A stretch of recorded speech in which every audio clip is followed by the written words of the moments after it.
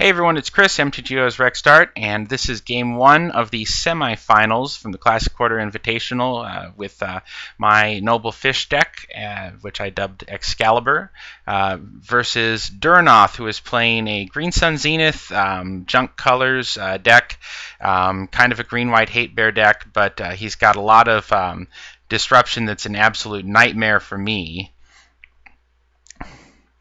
This would remind me a lot of playing, trying to play like a Bant deck against a junk deck in Legacy, and it's just awful. Go ahead and swords that Noble Hierarch. Try to keep him off of an early knight.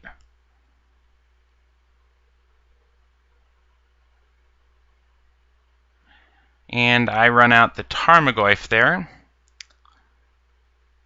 instead of the Stoneforge Mystic. Looking at it now, I think I probably wanted that Stoneforge Mystic to live a little more, and thought that I might get this Tarmogoyf abrupt decayed or removed or something. I think that's why I ran that out there first. All right, now he does get his Knight of the Reliquary, and now we're in a little bit of trouble. I've got my knight to match, but I am the second knight on board, so I'm getting wastelanded. And there's an Ulvenwald tracker. That thing's a nightmare. And then I get my knight abrupt decayed. So feeling a little down here at this point in the match. Again, this is game one. Tarmogoyf beats in. Got another Tarmogoyf.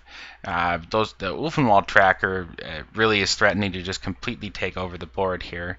He swings in for a ton with the knight, and then picks off one of my Goyfs with the Ulvenwald tracker. Alright, now I landed Jace, bounced the knight, and with his current mana situation, he can't replay the knight and Humph the Goyf with the Ulvenwald tracker. But he's going to be able to swing in at Jace, and unfortunately he has an exalted creature there, so he'll be able to take Jace off the board by virtue of that. I run out my Tarmogoyf there pre-combat just for a little extra damage from, my Hierarch to give extra damage to that Goyf. Keeps the Pride Mage, doesn't chump with it or anything. And then I V-click here, and he goes ahead in response to the V-click and abrupt decays the Tarmogoyf. And I take that Knight of the Reliquary out of his hand that I know is there.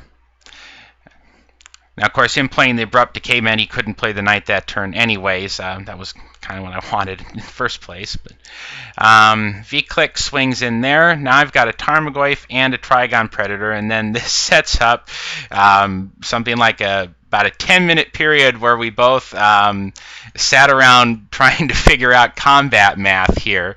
He runs out that Scavenging Ooze, and he has 2 mana left open. He has enough to eat a creature with Scavenging Ooze, or enough to fight with Ulvenwald Tracker, but not both. And I've got 5 power of flying coming in here. So the question became, and I dithered over this for a long time, what to attack with, and probably took at least 5 or it felt like forever, and I'm a slow player to begin with. Maybe it wasn't that long, but it felt like 5 minutes trying to figure out how to attack here in a way that I knew I couldn't kill him, because he could either fight or he could gain 2 life, and one of those 2 things was going to save him by doing so post-block, and I worked out that if I attacked with everything that I think that would have lost. So I ended up attacking with just the Trigon Predator. Since he could not grow this Scavenging Ooze big enough to kill that and fight, so the only thing he could do to survive the Trigon Predator's attack was to spend a green and gain 2 life from Scavenging Ooze, because otherwise that was 3 power incoming. So he did that, and then decided on the following turn, after taking about 5 minutes on his own, that that he didn't have any outs next turn. I don't know what was in his hand, but it wasn't enough. And anyways, so the Cavern of Souls here not being able to make actual green mana may have impacted this as well. It prevented him from being able to grow the Scavenging Ooze more and still be able to fight, for instance, because he only has 2 green mana available here. So anyways, I was able to close this one out. Join me in a second. We're going to look at what I feel is a very disappointing Game 3 on my part.